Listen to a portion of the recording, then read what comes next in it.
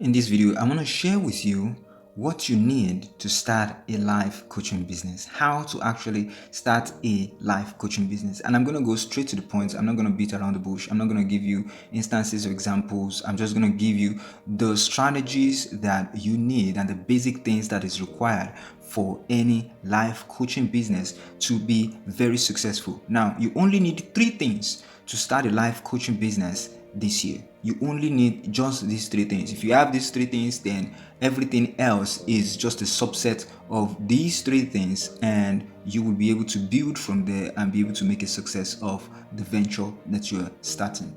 The first thing you need is market, and this doesn't mean marketing. What you need is a market. Market means that the group of people that you're serving, the group of people that are going to be benefiting from what you are actually rendering, the service you're actually rendering as a coach. So you need a market, and you need to niche down. Okay, you need to niche down.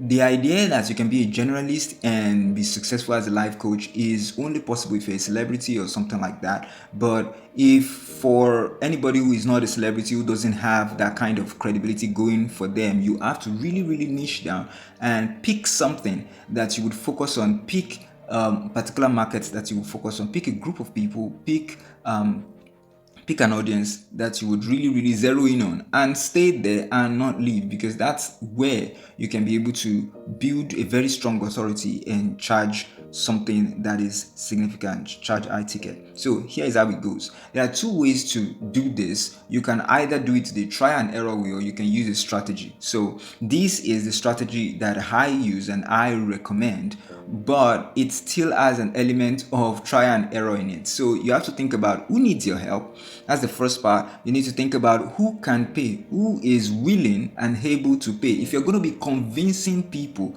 to pay for such things, then you are not talking to the right audience. So you want to look for people who are willing and able to pay. And then the third thing, which is very important that a lot of people don't pay attention to, is where do you have an unfair advantage? Okay, so I've seen a lot of coaches just say, oh, I'm going to just build a brand on social media and just try and see how that works out. And the thing is, where you have an unfair advantage in real life is very important, and it can bridge the gap for you very, very fast. So instead of thinking that, oh, I have to do Instagram, or oh, I have to do TikTok or things like that, think about where you have an advantage already and then double down on that. So think about these three things: who needs your help, who can pay, where do you have an unfair advantage, and of course you get that little sweet spot, that star in the middle. That's where you want to be. Now this also still includes a bit of try and error, because you can guess and guess wrong.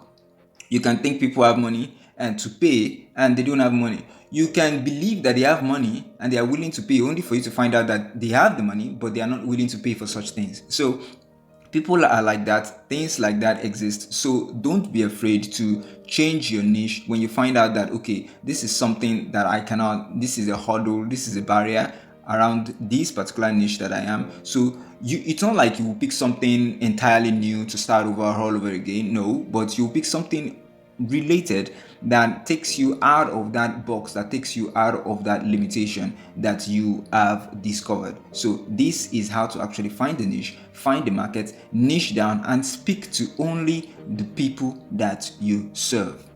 The next thing you need is to pitch. And when you pitch, don't pitch about your solution. And this is another mistake I see a lot of coaches, life coaches make online, is that they pitch about their solutions, how great they are, the examples, the people they've helped, the testimonials, and all of those things. Those things are great and they certainly have their place. But what you want to constantly talk about is your knowledge about the problem that you have decided to solve, the knowledge about the issue that people are dealing with that you want to focus on. Now, when you pick a niche, you have to pick a problem. Don't just say that, oh, I help people become successful in life, or things like that. You have to really pick a problem, because people will not come to you. Rarely people will not come to you because they want to be successful or things like that. Of course, everybody wants to be successful. That is not the distinguishing factor. Okay, the distinguishing factor is there is a problem that they have, or there is an issue that they have, the moment you can explain and describe the problem better than the person, you already have them. You already have their attention. So it's the knowledge about the problem that you have decided to tackle, the problem that you have decided to face. That is what your content, that is what everything that you do should be about. So talk about the problem, talk about the issues, talk about the circumstances, talk about, that's what you should keep hammering about, and that is what is going to make you stand out, and that is what will make people come to you to actually do business with you and want to be your clients, because they know that if you understand the problem that much, then you must understand a viable solution to it. Now it goes like this: you have to pick an enemy. Okay, you have to pick an enemy, and the enemy is very important, because the enemy is what is going to be the connecting link between you and your ideal client.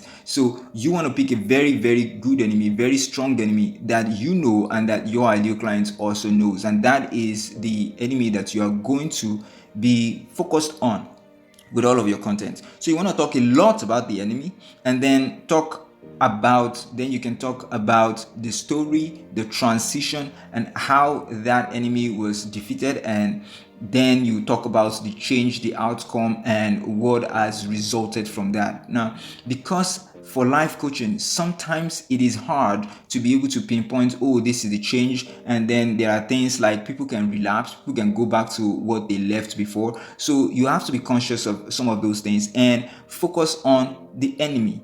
Focus more on the enemy, because if you understand the enemy that much, you will be able to draw people to you who will become your clients. The third thing you need is a process. And you need a process so that you can deliver progressive delight. From the moment a client comes and signs up with you, it should be a series of progressive delights. A series of progressive delights. And this is very, very important, because if you don't have such system, your churn rate is going to be high. And what that means is people are going to sign up and drop off, because there is no process, there is no system. And you need to have that, because if you leave it to chance, in case of life coaching, if you leave it to chance, it will just, there will be none. So you have to be deliberate about that. And how do you do that? The first thing is you have to find a way to give instant delight. The moment someone signs up, the moment someone joins your program, you give them an instant delight, something that can be a quick win, a fast win, or something that they can feel that, okay, yes, I'm on to something, and I'm about to defeat this problem, this enemy that I've had for a long time. So give them an instant delight. That could be in several forms. Another thing is to have measurable improvement metrics. These things will not happen by itself. You have to actually set it. People must be able to measure whatever it is that they are dealing with. They must be able to measure their improvement every day, every week. You have to have a kind of measure for it. You can create a system for it that they can measure, a kind of checklist for it that they can measure their improvement every week, and use that to challenge themselves, encourage themselves, and keep themselves mentally immersed and mentally invested in the program, in your coaching program. And then the last thing is growth reward systems. When a major milestone has been crossed, there has to be a kind of good feeling reward that is given to the client. So this is important for you to have. If you have these three processes in your life coaching business, it's going to make a whole difference in the results that you get. It's going to make a whole difference in your churn rate, and it's going to make a whole difference in your brand. And of course, you're going to have more people sign up with you. If you love this, like and subscribe, and thank you for watching.